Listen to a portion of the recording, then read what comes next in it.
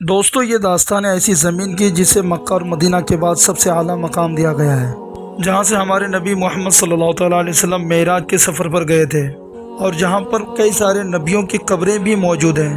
جس زمین کی فتح کے لیے مسلمانوں نے لاکھوں کی تعداد میں قربانیاں دی، جس زمین کی فتح کے لیے مسلمان 88 سالوں تک چین سے نہیں بیٹھے، وہ زمین فلسطین ہے، جہاں پر آج مسلمانوں کے بچے یتیم ہو رہے ہیں، جہاں پر آج ماں باپ اپنے بچوں کی لاشوں کو ہاتھوں میں لے کر آنسو بہا رہے ہیں۔ آخر یہ منظر کیوں پیش آ رہا ہے، آئیے جانتے ہیں اس ویڈیو میں۔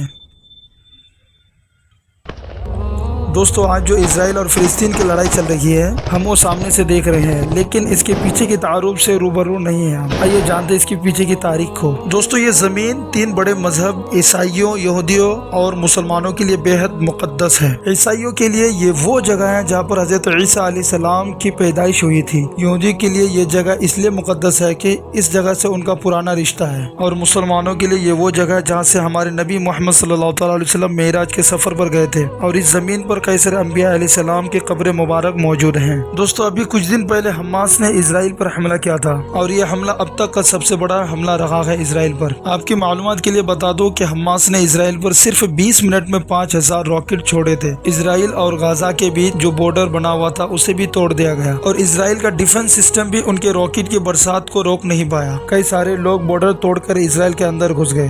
زمین، آسمان اور سمندر تینوں طرف سے حملہ کیا گیا۔ پیراگلائڈنگ کر کے لوگ اسرائیل کے اندر بھی داخل ہوئے، اور کئی سارے معصوم فلسطین بھی شہید ہوئے۔ اگر تاریخ کے پیچھے جائے تو جس زمین پر آج اسرائیل موجود ہے، وہاں پر اس نام کا ملک تھا ہی نہیں، بلکہ اس پوری زمین کو فلسطین کہا جاتا تھا، اور یہودی، عیسائی اور مسلمان تینوں ہی مذہب کے لوگ رہا کرتے تھے۔ اس زمین پر اس وقت سلطنت عثمانیہ کی حکومت تھی، اور اس وقت دنیا بھر میں یہودی رہا کرتے تھے، لیکن ان کا کوئی بھی اسپیسیفک ملک موجود نہیں تھا۔ لیکن جب دوسری ورلڈ وار شروع ہوئی تو ہٹلر نے لاکھوں یہودی کا قتل کرنا شروع کر دیا۔ اس وقت بہت سارے یہودی فلسطین میں آ کر بس گئے، کیونکہ یہ زمین ان کے لیے مقدس تھی۔ 1948 میں برطانیہ حکومت نے اس زمین کو دو حصوں میں تقسیم کر دیا، پہلا اسرائیل اور دوسرا فلسطین، اور برطانیہ حکومت وہاں سے چلی گئی۔ اس کے بعد مدعا یونائٹڈ نیشن میں پہنچا، اور وہاں پر انہوں نے ڈیسائیڈ کیا کہ کتنی زمین اسرائیل کو ملنی چاہیے اور کتنی زمین فلسطین کو، اور نتیجہ یہ نکلا کہ اسرائیل کو 55% حصہ دیا گیا، اور فلسطین کے مسلمانوں کو 45% زمین کا حصہ ملا۔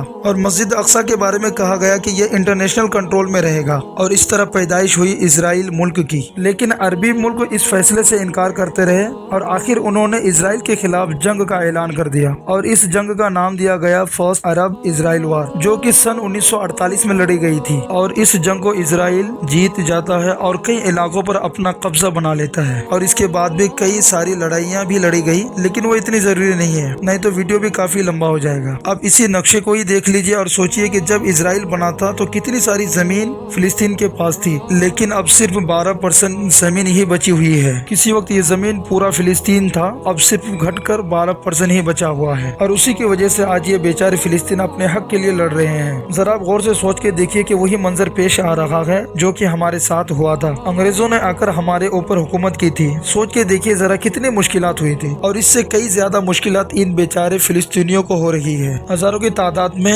فلسطینی شہید ہو چکے ہیں، اور ایسے گھٹیا قانون بنائے ہوئے ہیں جس کی وجہ سے فلسطینی لڑنے کے قابل بھی نہیں ہے۔ جیسے کہ جہاں ایک طرف اسرائیل کے پاس نیوکلیر ڈیفنس ہے، اور وہیں دوسری طرف فلسطین کو آرمی رکھنے کی بھی اجازت نہیں ہے، نہ ہی وہ اپنی نیوی رکھ سکتی ہے اور نہ ہی ایئر فورس رکھ سکتی ہے۔ تو دوستو یروشلم کے پاس ایک جگہ ہے جسے شارجہاں کہا جاتا ہے۔ تقریباً 150 سال پہلے یہودی یہاں پر آ کر زمین خریدے تھے، اور ٹھیک 150 سال بعد فلسطینیوں کو کہا جاتا ہے کہ وہ یہ زمین چھوڑ کر چلے جائیں، کیونکہ یہودیوں نے زمین خریدی تھی، اور 150 سالوں میں کافی چیزیں بدل گئی تھی، اور کئی سارے فلسطینی مسلمان وہاں پر آ کر آباد ہو چکے تھے۔ تقریباً 500 گھر مسلمانوں کے موجود تھے، لیکن انہیں وہاں سے نکل جانے کا حکم دیا، ان کے گھروں پر بلڈوزر چلانے کا حکم دیا۔ ذرا سوچ کے دیکھیے کہ یہ چیزیں اگر آپ کے ساتھ ہوتی تو آپ کو کیسا لگا؟ کہیں بات زیادہ نہ بگڑ جائے، اس لیے اسرائیل نے اپنی آرمی کو یروشلم میں اتار دی، اور وہ فوج بیت المقدس کے اندر داخل ہو گئی، جہاں پر کئی سارے مسلمان نماز ادا کر رہے تھے، لیکن اس کے باوجود انہیں پکڑا جانے لگا اور ان پر حملہ کیے جانے لگے۔ اور ادھر معصوم فلسطینیوں کے پاس ہتھیار کے نام پر صرف پتھر موجود تھے۔ اسرائیلیوں نے ان کے اوپر گرینائڈ اور بم سے حملہ کیے، اور کئی سارے فلسطینیوں کو اریسٹ بھی کیا گیا۔ دوستو اب باری آتی ہے اس جنگ کی جو اب چل رہی ہے۔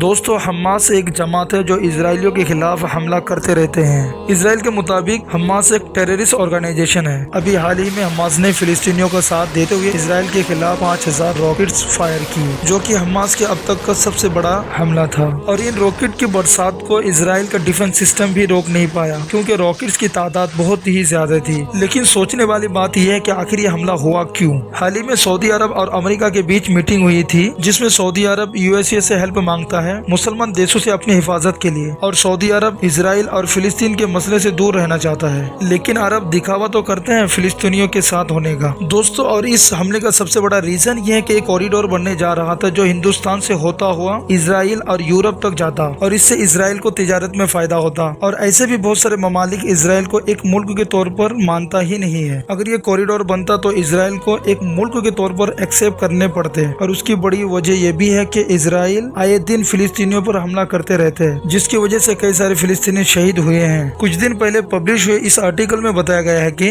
पिछले सिर्फ 15 सालों में 6407 फिलिस्तीनी शहीद हुए हैं। और इसराइल के कितने लोग वफात पाए हैं ये भी आप देख सकते हैं। फिलिस्तीन के मुकाबले में ये तादाद बहुत ही कम है, और ये तो सिर्फ 15 सालों का रिकॉर्ड है। पहले ना जाने कितने लोग वफात पाए होंगे। इस जंग की वजह से पूरी दुनिया दो हिस्सों में बढ़ चुकी है। वेस्टर्न कंट्री जैसे अमेरिका, ब्रिटेन, फ्रांस और जर्मनी, और वहीं सऊदी अरब भी इसराइल के साथ सारे रिश्ते तोड़ चुके हैं। लेबनान फिलिस्तीन के साथ है। जॉर्डन से कई सारे मुसलमान फिलिस्तीन के लिए रवाना हो चुके हैं। ईरान हमेशा से फिलिस्तीन के साथ था, और तालिबान ने कहा कि हमें बस इसराइल तक जाने का रास्ता दिया जाए, बाकी हम देख लेंगे। रशिया भी फिलिस्तीन के साथ है। रशिया ने कहा कि ये सारी गलती अमेरिका की ही है, और नॉर्थ कोरिया ने पहली बार कहा कि ये सारा नतीजा इसराइल की गलतियों का है। सीरिया भी इसमें शामिल है, और हिजबुल्लाह ऑर्गेनाइजेशन ने तकरीबन 5000 रॉकेट्स तैयार कर लिए हैं इसराइल पर हमला करने के लिए। इजिप्ट भी इसमें शामिल है, और पुर्तगाल ने कहा कि हम जंग रोक देंगे, लेकिन उसके बदले इसराइल को जेरूशलम छोड़ना पड़ेगा। ये चीजें सबने कही है, लेकिन हिम्मत किसी ने भी अभी तक नहीं दिखाई। आप अपने फिलिस्तीनी भाइयों के लिए दुआ करें कि अल्लाह ताला उनकी हिफाजत अता फरमाए, और ऐसी मजीद वीडियो के लिए हमारे चैनल को सब्सक्राइब करें।